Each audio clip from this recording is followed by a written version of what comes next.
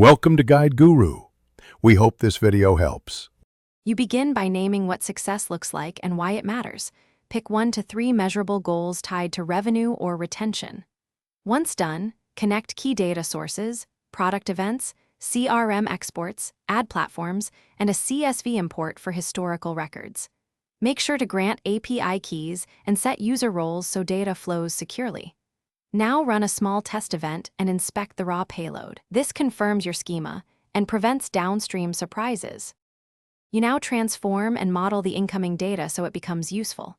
Start by cleaning events, deduplicate duplicates, normalize timestamps, and map user ID across systems.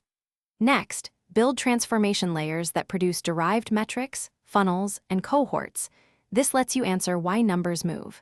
Once built, run a 7 to 14-day shadow test comparing transformed outputs to source systems. This validation catches logic drift and ensures your dashboards reflect reality before anyone makes decisions from them. You finish by deploying dashboards and alerts so teams act on insights quickly. Grant role-based access and set threshold alerts for key metrics. Once live, schedule audits, weekly schema checks, and monthly metric reviews to prevent stealth regressions. If numbers diverge, start troubleshooting by tracing the pipeline, replaying events from backup, and verifying mapping logic. Make sure to document fixes and iterate. That feedback loop is why analytics becomes a Thanks for watching.